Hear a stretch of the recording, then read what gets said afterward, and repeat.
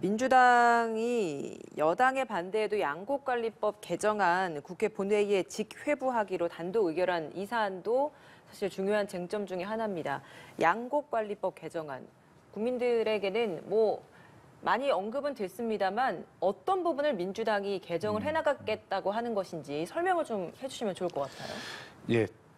정치를 하는 지역구가 신주 의원님께서는 수도권이시니까 농촌인 저한테 잠깐 발언권을 양보해 주시면 제가 설명을 좀 드려볼게요. 쌀값이 계속 폭락을 하거든요.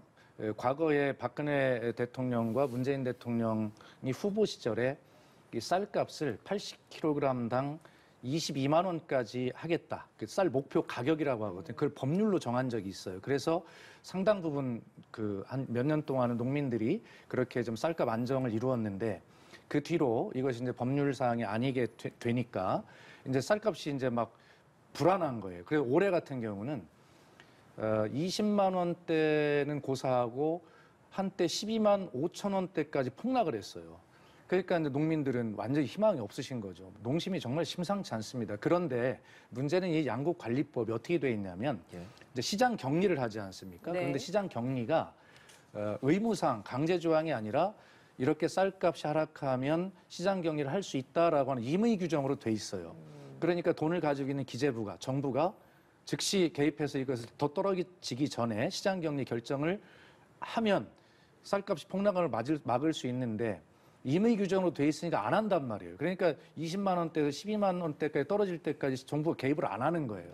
그래서 이 양곡관리법 개정안의 핵심 내용은 쌀값이 일정 요건 떨어지면, 다시 말해서 생산량 기준으로 3% 이상 초과할 것 같으면, 그리고 가격 기준으로 전년 대비 5% 이상 떨어질 기미가 보이면 즉시 시장 격리를 해야 한다라고 하는 한 줄을 고치는 겁니다. 그런데 정부 여당의 고민은 그것도 충분히 이해해요.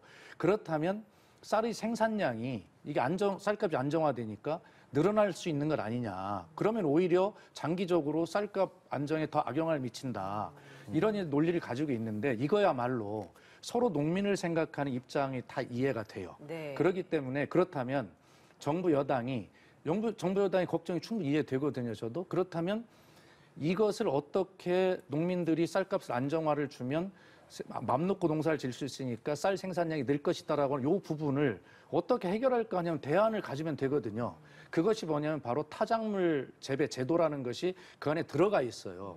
그래서 이 문제를 농민을 생각하는 마음은 여당이나 야당이나 똑같다고 보는데 이거야말로 저는 합의를 가장 쉽게 할 수 있는 문제다 이렇게 보고 있어요. 근데 저는 좀 생각이 다른 게요. 저 지금 박 의원님 말씀이 이제 농민 입장에서 이거를 해야 된다는, 그러니까 정부가 의무적으로 그걸 사들이라는 거 아닙니까? 그런데 이렇게 되면요. 농업 혁신 자체가 실종이 됩니다. 농업 혁신 자체가. 그리고 그 논리는 공장 굴뚝 시대의 논리예요. 뭐냐면 그때만 하더라도요. 우리 밥을 많이 먹었잖아요. 그래도 보면 고봉에 이렇게 이렇게 해갖고 많이 먹고 그때는 반찬 가짓수가 많지 않고 그랬다 그 시절에는 쌀이 전략 물자예요. 국가 안보하고도 직결되는 건데 요즘은 다 무슨 저탄고지 다이어트 한다고 해갖고 탄수화물 그렇게 많이 안 먹거든요. 그러면 그런 어떤 라이프 스타일의 변화에 맞춰서 농업의 생산도 거의 적응해 가야 되는데 지금 저런 식으로 정부가 그냥 많이 생산하던 적게 생산하던 의무적으로 다 국가 예산을 사들어준다. 그러면 그 쌀 농사 짓는 분이 고민할 필요가 없잖아요. 이것도 4차 산업혁명 시대에 그 농업도 그렇게 바뀌어야 되는 거 아닙니까? 요즘은 스마트팜이라고 해갖고 실내에서 조명 켜놓고 조도 온도 다 맞춰갖고 온갖 작물들 다 만들어내는 그런 시대 아닙니까? 그러니까 그런 농업 혁신으로 가야 되는데 이런 식으로 되면 이거는 농업 혁신 자체를 실종시키게 된다. 그래서 이제 국민의힘에서는 반대하는 거죠. 네, 의원님 말씀 맞으시고요. 그런 측면이 있는데 이 농업이라고 하는 것을 여야 모두 지난 대선 때 헌법적 가치를 인정하는 헌법 개정 사항으로 하자라고 주장을 했었어요. 자, 지금 말씀드리는 이 쌀 생산량 이것만 가지고 이것을 헌법적 가치를 주장할 수 있겠습니까? 쌀 생산 이외의 다른 사회적 가치를 충분히 농업이 가지고 있기 때문에, 쌀 농사가 가지고 있기 때문에 헌법에 개정사가 넣자는 것이거든요. 그것은 뭐냐면 자, 논이라고 하는 것은 결과적으로 물을 가두는 습지 역할을 하는 그런 환경적 측면에서 본다면 탄소 중립에 기여하는 엄청난 사회적 환경적 가치를 가지고 있는 것입니다. 그렇기 때문에 이 논농사의 재배 면적을 보존하는 것, 이 문제는 그런 어떤 단순한 식량의 문제뿐만이 아니라 그런 환경적 이런 측면의 기후 변화의 대응적 측면의 가치가 워낙 높은 것이기 예. 때문에요. 이것에 대한 생산량을 줄이는 것도 있지만 줄이는 그런 문제도 있지만 쌀이 생산이 되면 그걸 사들이는 그 비용보다는 그걸 쌀을 가지고 다른 것으로 대체해서 만들 수 있는 뭔가의 투자를 더 활성화시키는 게 낫지 않냐. 뭐 이런 이야기도 있더라고요. 그러니까 그런 부분들이 이번 양곡관리법 개정안에 예. 타 작물 재배에 대한 보상이나 뭐 다양하게 노력을 하고 있는 것이거든요. 그러니까 지금 이런 것들을 얼마든지 머리를 맞대면 신조 의원님 걱정하시는 그런 걱정들 충분히 이해하고 있어요, 저희도. 예. 그러면서 또 식량이라고 하는 것은 안보적 측면에 굉장히 필수 불가결한 요소 아니겠습니까?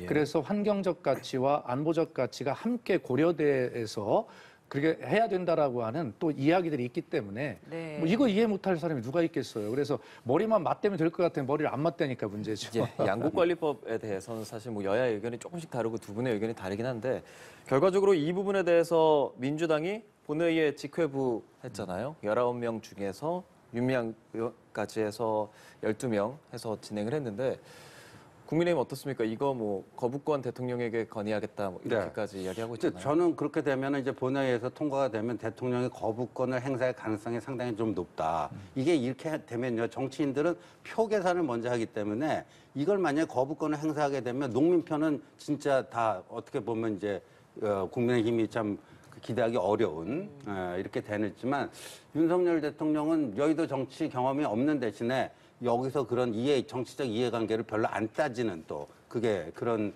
스타일이고 또 후보 시절에도요, 우리 헌법에 보면 경제 유전의 그 원칙이 그 헌법에 명기돼 있는데 그것도 과거 그 2차 그 공장 굴뚝 시대에 그게 마치 요즘 같은 4차 산업혁명 시대에는 그 조항도 고쳐야 된다는 생각을 갖고 있는 문제예요. 꼭 그 땅이 있어야지 농사를 지을 수 있는 이전 그게 아니니까. 그래서 저는 뭐 거부권을, 그리고 이게 매입 비용도 매입 비용이지만요, 보관 비용이 엄청납니다. 그럼요. 네, 보관 비용이. 그래서 이런 식의 지금 그 국민 혈세를 써야 될 때가 얼마나 많아요. 근데 꼭 이런 식의 이게 소모적이고 낭비적인데 써야 되는가 하는 좀 그런 문제의식이 있는 거죠.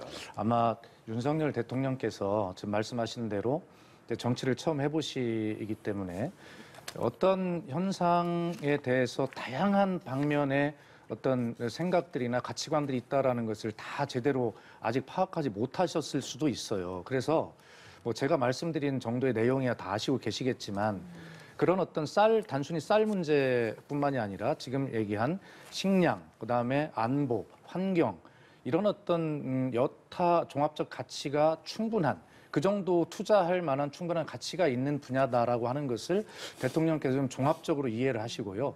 거부권 행사 이렇게 말씀하시는 것은 좀 신중하시기를 저는 요청드리는 것입니다. 예.